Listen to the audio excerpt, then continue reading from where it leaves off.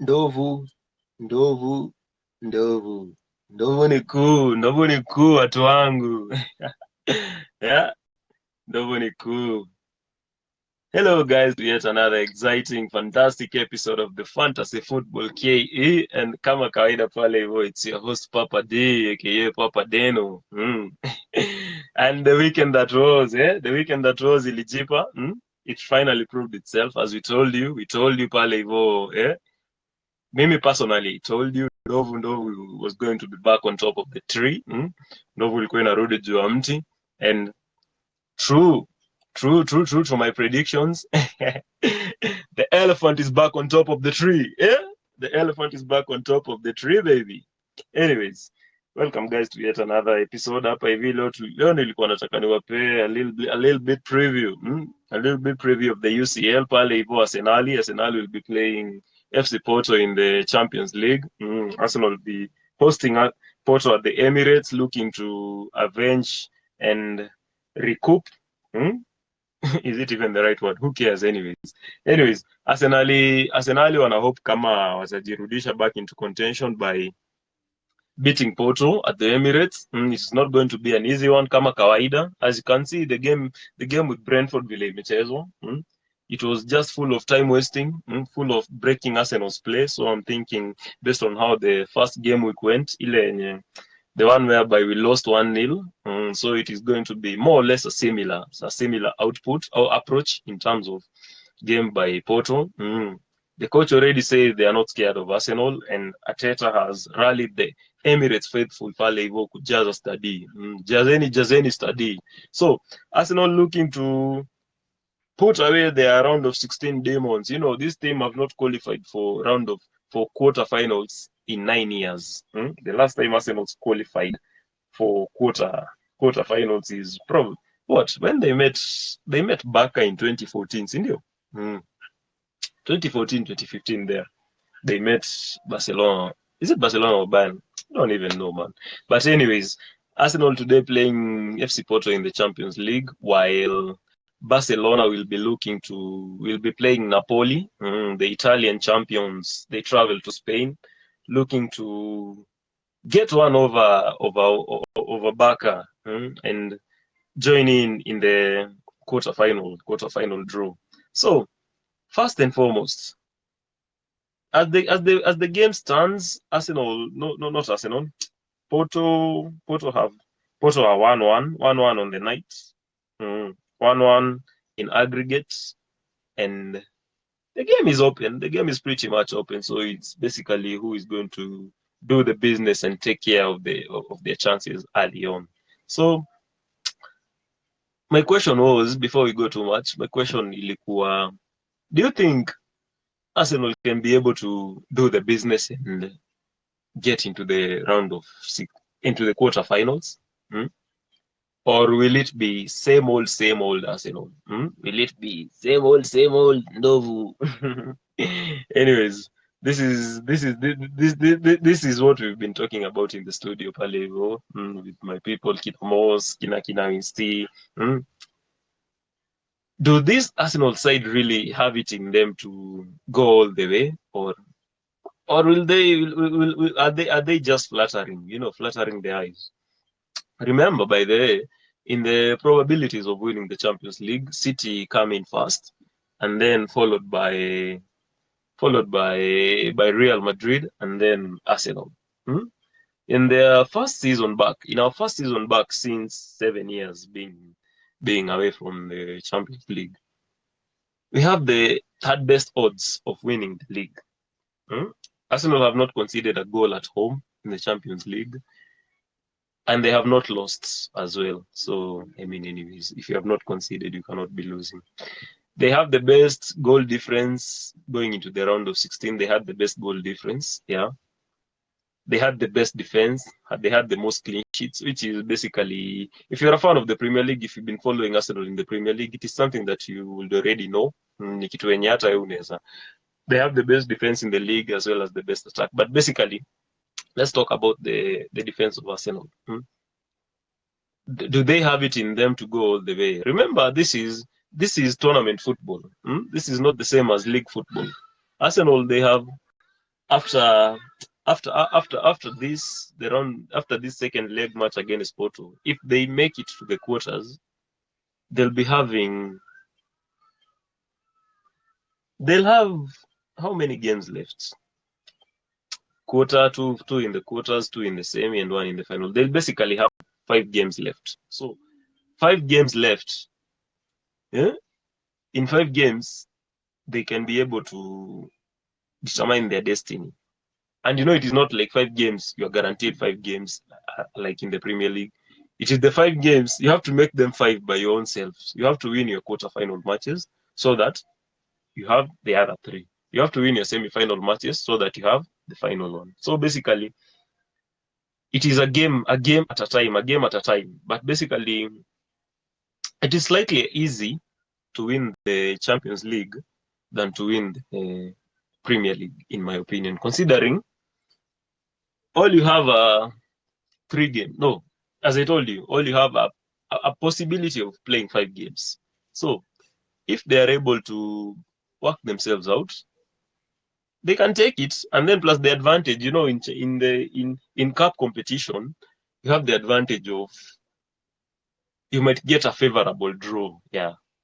And for instance, Arsenal cannot meet Bayern Munich, cannot meet Munich, Bayern, cannot meet Barcelona, cannot meet Real Madrid, cannot meet Inter Milan, cannot meet Atletico Madrid, cannot meet my Manchester City, all of them throughout the campaign. They'll meet one of them in the course of the tournament, but not all of them. Like, let's say if it were the league, whereby they just have to play all of them. So you see, this one gives them an opportunity to sort of they can rally. Remember, even when Manchester United won the treble in the 99 season, they played Bayern Munich, they played Juventus, they played AC. Is it AC? I'm not sure.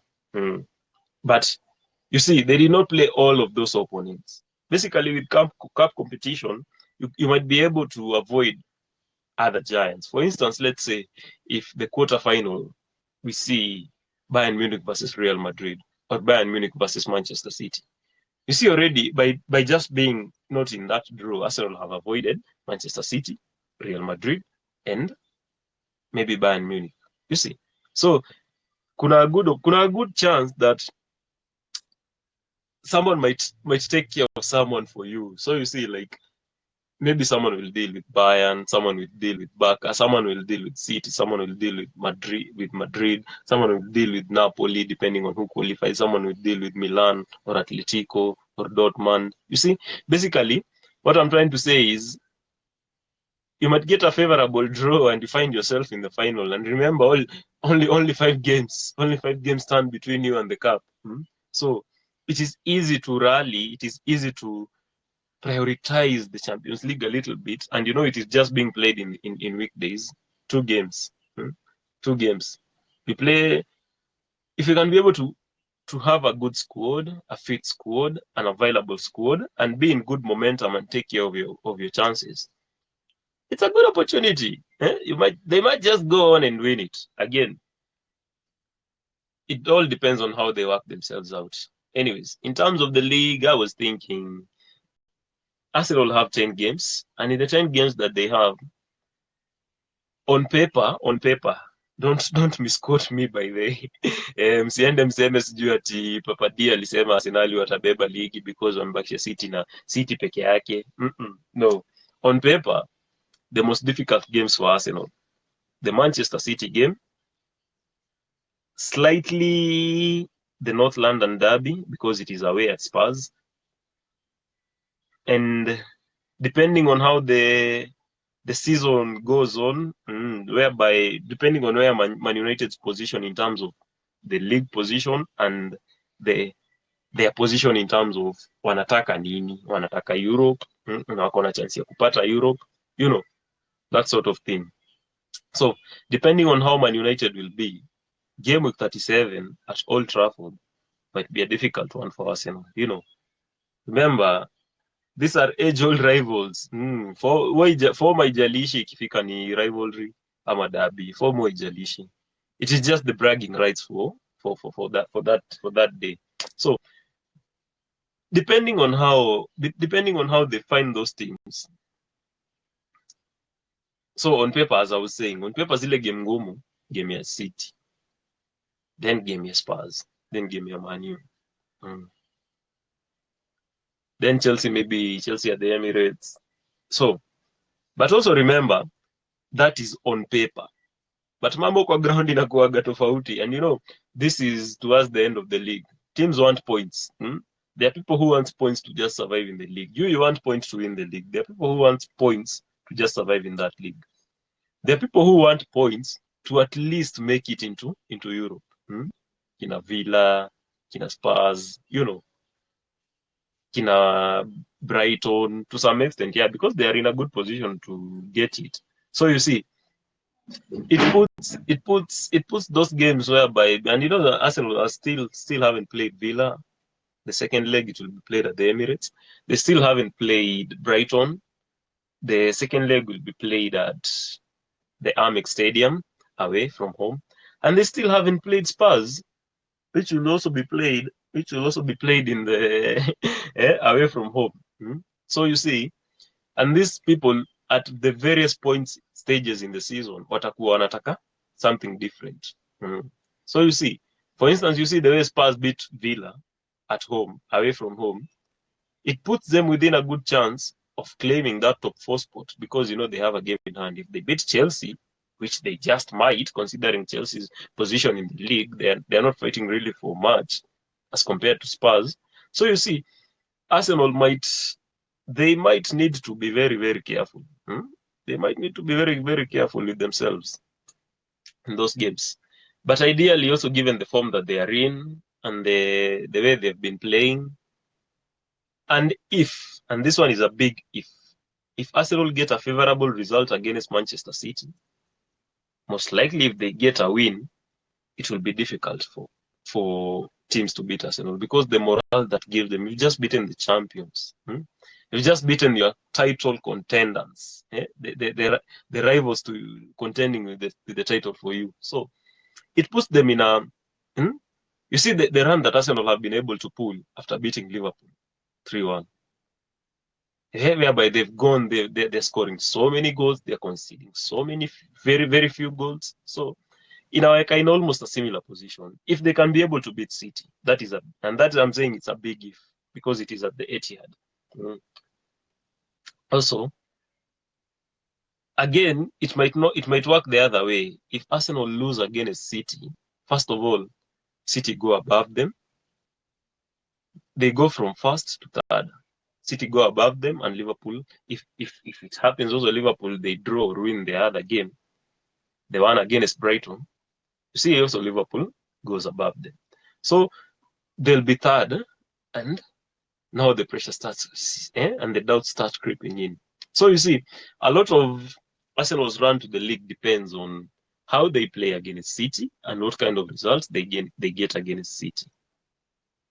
Of course, it's in the course of the league, anything can happen, but more or less that will be the game that makes a difference for Arsenal. It is a title decider. That's why it is a title decider. So they're still within a chance of doing it. And given the momentum, if first of all, if they qualify for the quarterfinals tonight, and then 31st they beat City or they draw against City, that will be a good result for them.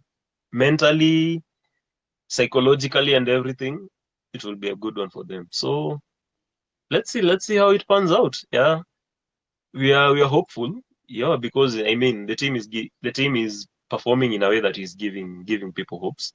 But at the same time, again, we are cautious. Forget what you're seeing on social media and everything. People claiming the way Arsenal are celebrating as if they've already won the league. Real football fans, real Arsenal fans know the job is only beginning. Yeah, ndio kazi imeanza, bado hakuna kitu yenye tumefanya. Bado hakuna kitu yenye tumefanya. So forget all those noises. People are just hating, and they're just trying to come up with something so that if Arsenal doesn't win the league, they will say si unaona walikuwa wameanza kupiga kelele mapema, si unaona walikuwa washaanza kucelebrate, ni ile yenyewe msee anakuchomea ndio kukiharibika aseme si kulikuwa hivi na hivi. So but hizo kiburi za sijui ndovu ni kuu top of the table, that is just banter, for football you cannot, football lazima ikuwe with some sort of fun in it, so that is why you see people are just excited and all, but deep all we all know this is nothing. We have not yet done anything. The job is only beginning. So basically, if Arsenal can be able to win that City game, and then they go game by game. But the big ones for me, the Brighton one. The Brighton game, the City game. Of course, the City is big because it comes in first and it is against the champion and the direct rival. But also the Brighton one is very key. Because if they win the first 3-4 games out of those 10 games, if they win the first 3-4, it sets a precedent for the next ones. It gives them a morale of some sort. So even if they come to Spurs, and Spurs play City in game week 34, they play Arsenal in game week 35, then they play Liverpool in game week 36. The first 2 games for Spurs, they are at home. The one for City and Arsenal. And then the one versus Liverpool, it will be away from home. Itakuwa Anfield. So it gives a lot of perspective. So if Arsenal can put themselves within a good position before that game, who knows? They can beat them. They've already beat them there last season. And when a lot is at stake, like big things are at stake. We've already won the league at White Hart Lane. We've already won the league at Old Trafford before. We've won it at Anfield. We've won it at Stamford Bridge. The only place we've not won it is it's at Etihad. So if they can make it, if they can be able to sort themselves out, and this title decider, the one being played at Etihad, if they beat City, it will be basically I know it will not be exactly like that, but in terms of the mental repercussions and all and the morale, it will be like they won it at Etihad, and it will set them up for going to Amex, going to White Hart Lane, going to the Tottenham Hotspur Stadium. Anyway, who cares about those dingy clubs? And it will give them some momentum going to Old Trafford. So I don't think if Arsenal just require a point or two from Spurs or Man United or Chelsea, they will flambeau their lines and fail to take it. Yeah, I'm that confident. If we approach the league in terms of all we need is a draw or a win against Man United to win the title, that one I'm sure we are going to take it. If we approach it the same way against Spurs, whether it is away or home, I'm sure we're going to take it. Yeah. But in reality, the job is still not yet done. It is a very, very hard. These 10 games, these ones are going to decide everything. And Arsenal are playing in the Champions League. Manchester City are playing in the Champions League. Liverpool are still in the FA Cup and Europa. They are all going for the title. And also City is still in the FA Cup. So slightly in terms of games, baggage, it puts Arsenal in a little advantage. But the advantage will only be visible if they make it an advantage. It can also be it can also be advantageous kukuwa unacheza because kukuwa unacheza hizo game nyingi kidogo because you're not losing the momentum. So kama uko in a good form and you're winning games, it puts you in a good momentum because you're just continuing your streak and you're building up even a bigger streak. So it gives you confidence going on to the next game. So this one about it being an advantage, it has to be how you make it your own self. Yeah. But anyways, as a Guna, I'm calling it for the win. I want us to win our first league title in 20 years. And also it comes at a good time because it will be the 20th anniversary of the Invincible season. So it would be nice, wasn't it? It would be nice to do that, wouldn't it? Yeah. Yeah, inaweza bamba sana by the way. As for Champions League, okay, if we also have a chance at it, but if you can be able to win it, I'd say let's go for it. If you can get to, why not? But between the league and the Champions League, what is more important? I don't know, man. I don't know, man. I prefer both, but whatever happens, happens, man. Anyways, so that is that is how it is.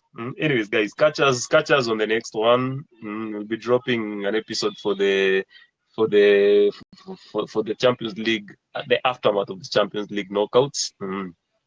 We tell you going into the quarterfinals how the fixtures line up. So stay in tune with us. We are on Instagram, we are on YouTube, yeah, and we are also on the usual suspects pale hivyo, Amazon Music, Apple Music and Podcast, and Spotify, Google Podcast. Tuko pale pia mpaka Pocket Cast, na tuko pia Overcast. Basically, wherever you get your nini, wherever you get your podcast content from. We are in all of those places. So be sure to catch us. Be sure to catch up with us. And as usual, we are going on towards a very, very long weekend for football fans. It will be an international break. So play safe, stay safe, protect your tool. Don't play yourself, man. Don't. And have a good week and an extended, even longer weekend. Anyways, it's been your boy Palevo, Papa D, aka I am Papa D. You can reach me out on Twitter. I am _Papa_D. And you can also reach me out on Instagram. Yeah, Dennis.njenga.m. Tupatane Emirates leo jioni. And let's go. Come on, you Gunners. Let's go beat them.